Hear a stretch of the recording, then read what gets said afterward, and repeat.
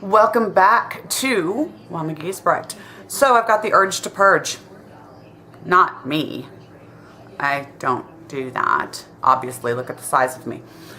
But I need to get cleaning. Spring cleaning is right around the corner, and I got thinking about it, and why am I waiting for spring? Why would I live with all this clutter and all this junk and crap and just bullshit in my life and wait until spring when I'd rather be outside doing other things to purge the crap out of my house and out of my life. So I am in the middle of a purge, and I'm being ruthless with it. And this is something that women particularly have a hard time with. We get emotionally, that's a great word. Emotionally vested in things and in articles of clothing. And we get this emotional attachment to stuff, and we need to learn to let things go. Just because you let go of an item does not mean that you lost the memory associated with that item. What a concept. When you get rid of that really ugly ashtray, and you don't even smoke, that somebody gave you as a wedding gift 20 years ago. Okay, so some of you haven't been around long enough to have been married 20 years ago. Well, I have, okay? It doesn't mean that you lose the memory of that person. If, Uncle Bob gave me that really ugly ashtray and I throw it out, I didn't instantly forget Uncle Bob. What are we thinking? So, clothing is the same thing. You associate when you wore something with a specific memory. Okay, your wedding dress, I get that. You don't want to get rid of that? You don't have to. Don't get rid of it. Keep it until you realize that probably nobody's going to wear it. And then deal with that then. But other items in your closet that you will hold on to forever are stupid. Straight up stupid. Okay, I went through my closet. I'm going through it right now. And right now my bedroom looks like a bomb went off in it because I have got clothes strewn all over the place. Ladies, remember, it always looks worse before it looks better, okay? When you're purging, that's the way it works. I went through and I looked at some of these articles of clothing. Some of them are so dated, and I don't mean that they look vintage. I just mean they look dated. They're horrible. And I'm like, oh, well, maybe I'll wear that again. On what planet? I'm not gonna frickin' wear that again, ever. But I hold on to it because it's a good piece of clothing and I might want it, and maybe I'll donate it. If I wouldn't wear it because it looks ridiculous and looks like something straight out of the 80s that wasn't good 80s, was really bad 80s, why would I want somebody who can't afford to get their clothing anywhere but a thrift store to wear that? Get rid of it. Just get rid of it. I've got a couple of things in my closet that I have said to myself, I am going to keep this because I'm going to get back in that. Let's be realistic. If you haven't been able to wear it in a year because you're too big for it, and you haven't made the effort to lose that weight, and you really know deep down that you're probably not going to make that effort, or that it's going to take a tremendous weight loss, I'm talking over 30 pounds, to get back in it, you're probably not going to wear it again this year. Because if you're losing weight safely, you're not going to drop 30 pounds in the next 2 months when that particular article of clothing will be back in season again. Get rid of it. Get rid of it. You can replace clothing. Okay? So I've got 2 pairs of jeans in there right now that are the exception to that rule. They are one size too small. One size. They just give me that little bit of muffin top that is so attractive. I actually have to wear a body shaper if I want to wear those jeans. Why should I wear a body shaper to wear jeans? I mean, really? So, but I do know that I can lose that one size safely, and jeans are kind of not something that is really seasonal. So those jeans I'm going to keep. Some of you know that I do work out. I've just started working out, and I am working on toning back up and losing some weight and getting healthy again. And I'm doing a program called Slim in 6. And if you jump over to my blog, which I will link at the bottom here, you can see what I'm doing, and you can actually follow the link and find my profile and see some pretty grisly before pictures. Yeah, I kind of put myself out there. And see what my progress is. And, you know, this is what I'm doing. Even with my leg being messed up, I can modify this workout to still get me in shape without damaging my leg. So that's pretty awesome, but that's way off. That's not what I'm wanting to talk to you about. What I'm wanting to talk to you about is I know that I will be able to lose that one, at least, size and wear them again. I've got a couple of dresses that are absolutely gorgeous and I cannot part with them. I can't. But I also know, honey, I'm a size 14. I am never going to be a size 6 again.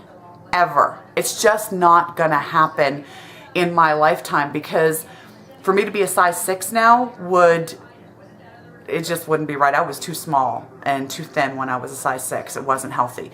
So what I'm doing with those is I'm allowing myself to keep one. Why? Not because I'm going to wear it as a dress again, but because I am going to turn it into an apron. And I'm going to show you how to do that in an upcoming video. So while you're going through and you're purging, if you find that one article of clothing, that one dress that you know in your heart, you're never really going to get into that again, but you just can't part with it, put it aside, hold on to it until I do how to make a vintage looking apron out of a dress. And it's going to be really easy, and it's going to be no sew. Katie, I know you're watching this. Katie, that's for you. I know you can sew, sweetie, but I just don't want you to run your fingers over with the with the sewing machine. So, and there's a lot of girls out there who don't have a sewing machine. So, and right now I don't. Mine died. I mean, like, died. And then I got emotionally attached to that thing, and it's been sitting in the house. It's gone now. Bye-bye, out the door. See ya. So, another thing is that we get attached to, those of us who have children, are baby clothes. It is okay for you to keep one little outfit and put it in a shadow box or put it away, whatever, and hold on to that. That's okay. One. Because what are you doing with an entire box or drawer full of baby clothes that really can't be worn again? You're not going to give them to somebody else to have their babies wear. It's a memory for you. So if you're not going to shadow box it, the other clothes need to be set aside. If you cannot bring yourself to part with those, there are alternatives. What I did, and I wish I could show it to you, but my ex-husband has it now, is I cut down the little baby dresses and the little stuff into little squares, little fat squares for quilting, and I made a quilt out of the baby clothes. It was just a small lap quilt, and the colors were crazy, and it was kind of ugly, but it meant something to me, and it meant something to my children's father, because it was their baby clothes, and he still has it. Unfortunately, I don't have it right now. And when I get a machine up and running, I will show you how to put one together, or you can go to any other YouTube video that shows you how to do basic quilting, and you could make something out of them. But that way you have one article, one little lap quilt, whatever, instead of all these little baby clothes. But you still have them right there, and you can say, hey, this little polka dot dress was for, you know, when she was however old, or this little patch of denim was my son's first pair of jeans.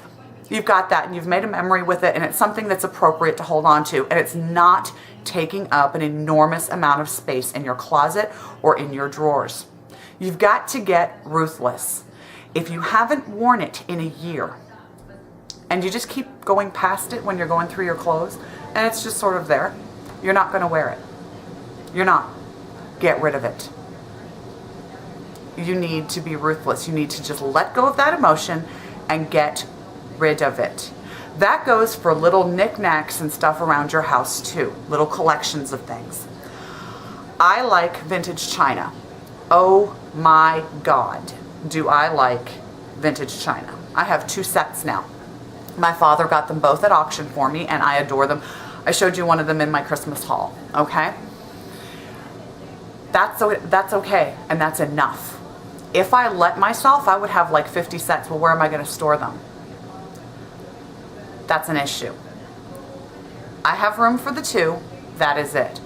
I have some tablecloths that are fantastic, and I've got some that are kind of stained and obnoxious, but they're still in my linen cabinet. I wouldn't put them on my table, but because somebody gave me that, the one of them that I've got, somebody gave me when I got married the first time when I was 19. I'm 41. That's how long I have dragged this thing around, okay? It is stained, it is torn, it is mutilated. Why am I holding on to it? Because there's a mental block there that doesn't let me just part with it. Well, guess what? It goes out today. It's going in a trash bag and it's going out. Nobody else is going to want it. It's stained. I won't put it on my table. The person who gave it to me is very dear to me. I'm not losing the memory of that person by getting rid of it. We've got to learn to be ruthless with these things. Otherwise, we have all these possessions that sort of drag us down. And it's kind of like gaining weight. We can physically gain weight and get bigger like I did.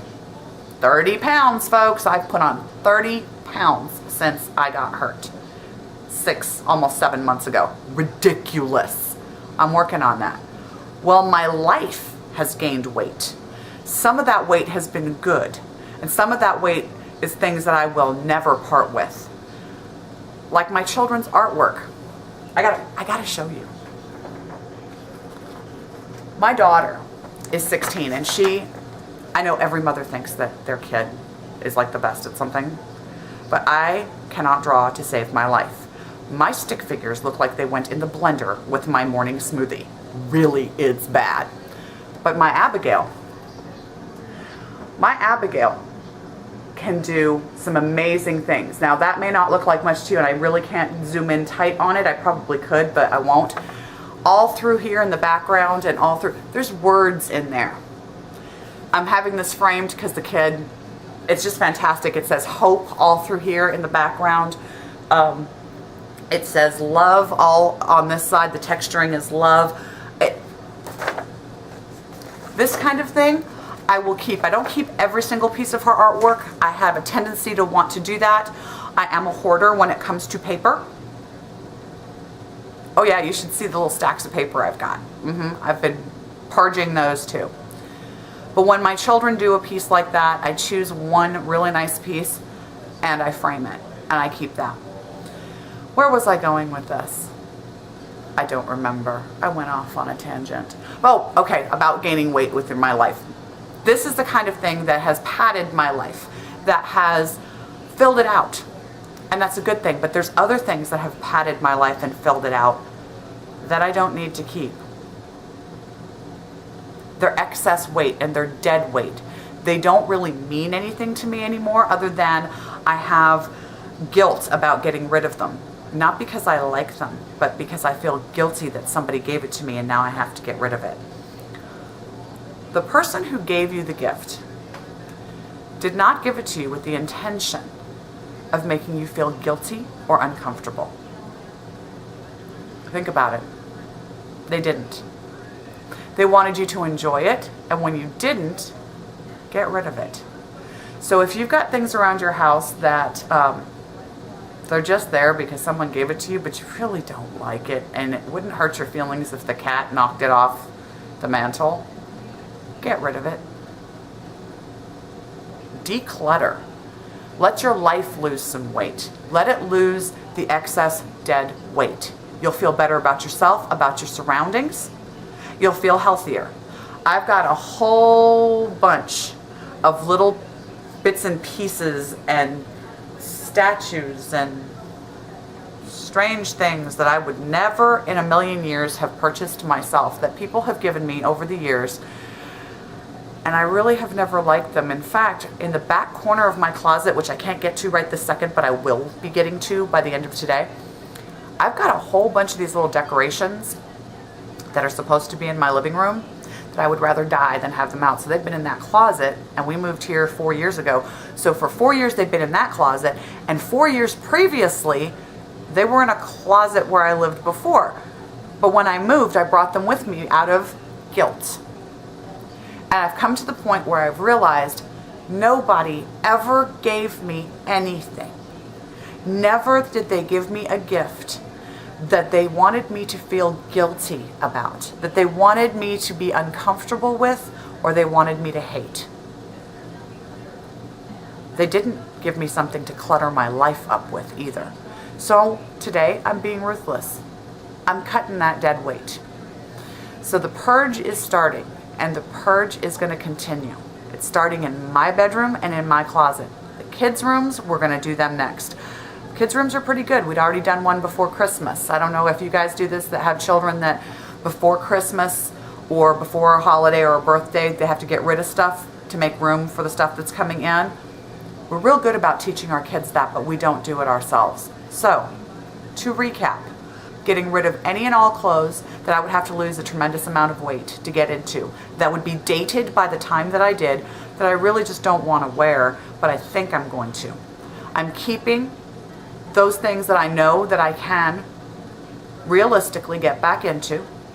I am keeping one dress that I just can't part with, but I know I'll never fit in again to make an apron with. I'm cutting all the little knick-knacky, cluttery things that really are not part of me or who I am, not things I would have chosen for myself. If they're still in good condition, I'm donating it. If not, and they're just crap, I'm throwing them away. So the purge is starting. I'm going to declutter my life, and I'm going to emotionally declutter as well. So let's get started, get this done. Ladies, hit your closets. Why are you waiting till spring? Nowhere does it say that you have to wait to a certain season to get the clutter and the dead weight out of your life. So, Mama Giesbrecht's telling you right now, go get rid of that crap that's weighing you down emotionally and that's weighing you down just in your surroundings. It's much easier to clean a house that's not cluttered than it is to shift clutter from one pile to another and clean around it. We're smarter than this, girls. All right, so until next time, thanks for watching and have a good one.